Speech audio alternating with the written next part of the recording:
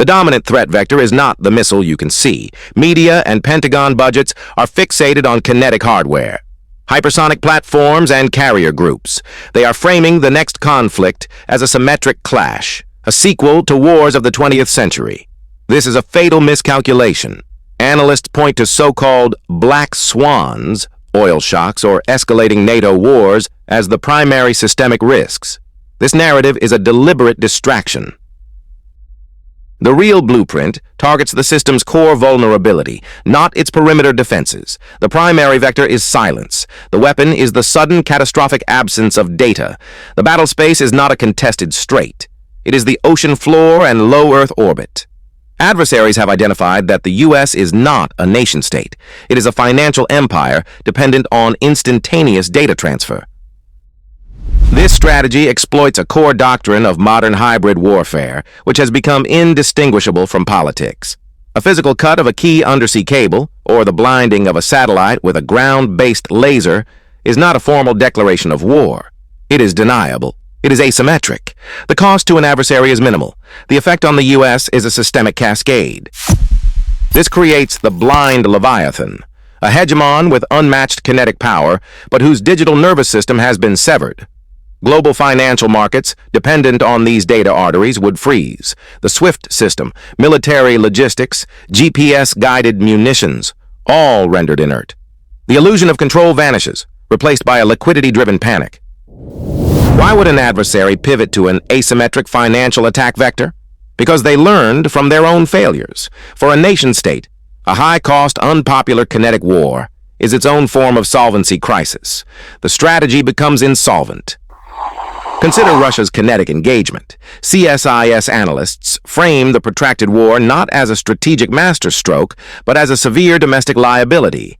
The kinetic cost drains the treasury and erodes internal political capital, forcing a launch-on warning posture against internal dissent. This weakness forces a pivot. A cornered state does not surrender. It changes the battlefield. The new doctrine is clear. If the cost of conventional force is unsustainable, you make the conflict asymmetric.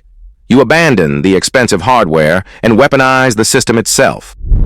This is precisely why, according to Defense One, Russian hybrid warfare has become indistinguishable from politics. It is a low-cost, high-leverage blueprint. The objective is not to win a battle, but to exploit existing fractures, like regional instability, noted in State Department advisories, to force a high-cost reaction from the adversary. The lesson was learned and refined.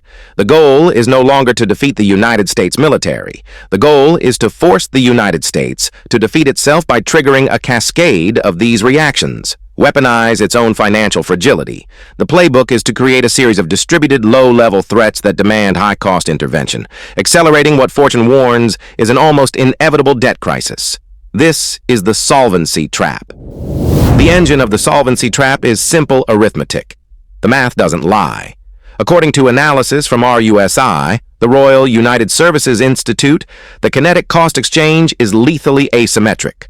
A $5 million main battle tank neutralized by a $500 drone. This is not conventional warfare. It is weaponized arbitrage executed on the battlefield. This is the democratization of violence. The barrier to entry for projecting strategic-level force has collapsed. Hybrid vectors can now inflict systemic financial damage for the cost of consumer electronics. Each successful strike is not a tactical loss. It is an accelerant for a liquidity crisis. Every destroyed asset forces a high-cost reaction, either replacement or kinetic escalation, further straining a nation whose debt, as watchdogs warn, will soon grow faster than its economy. The objective is not to win the battle, but to force the hegemon to bankrupt itself, winning it. Legacy media points to potential black swans, oil shocks, regional wars, as random variables that could derail the market. This is a fundamental misreading of the battle space.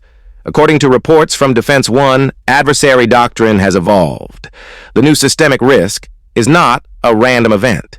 It is a blueprint for asymmetric escalation, where hybrid warfare has become indistinguishable from politics. The staging ground for this strategy is the gray zone, unstable regions where plausible deniability is the primary currency. Consider the recent State Department Level 3 travel advisory for Bangladesh. To the public, it's a security notice. To a strategist, it's a signal flare for a new proxy laboratory. These are not the cause of systemic risk. They are the symptom and the chosen vector. The objective within these laboratories is not territorial gain. It is to force a U.S. reaction. Adversaries use low-cost hybrid vectors, disinformation, civil unrest, supply chain disruption, to provoke a high-cost American response.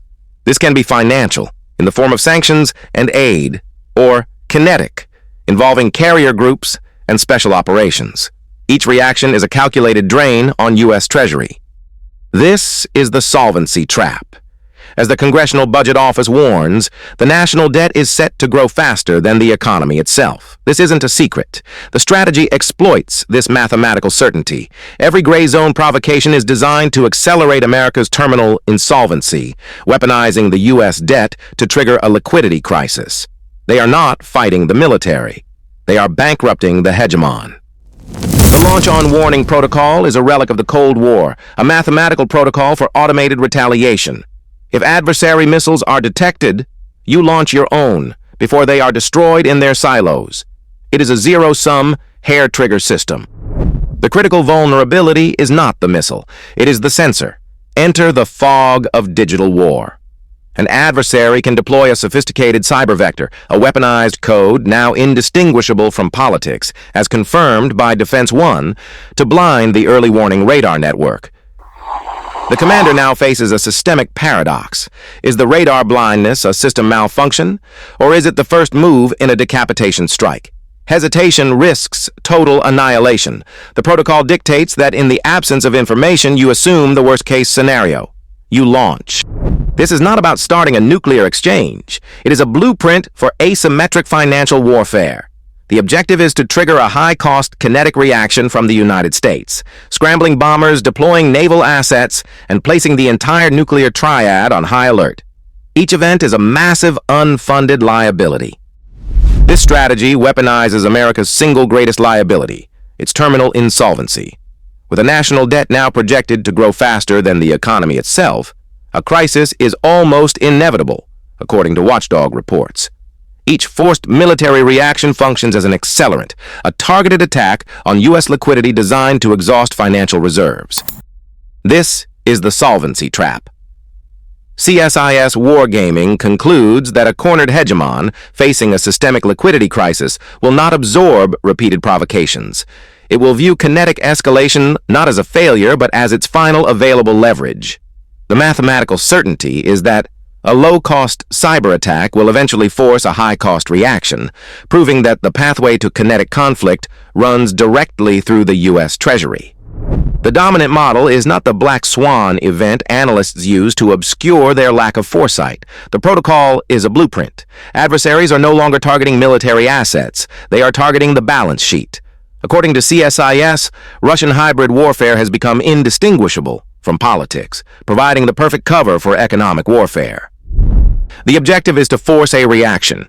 Each reaction carries a kinetic cost, which is immediately monetized as national debt. With the U.S. national debt already projected to grow faster than the economy itself, the system is primed for an external shock. The solvency trap is not theoretical, it is operational. The calibration shot will not be an overt act of war. It will be an attribution impossible logistics failure, leveraging pre-existing instability. The State Department's Level 3 advisory for Bangladesh is not a warning for tourists. It is an indicator of systemic fragility in a critical node. Within 12 months, expect a catastrophic, cascading logistics blackout originating at a secondary hub like the port of Chittagong. The vector will be a subsea data cable disruption or a logic bomb in the port's operating system, designed to be indistinguishable from an accident. This is the test. To measure the multi-billion-dollar kinetic cost the U.S. will deploy to secure a supply chain, further weaponizing its own insolvency.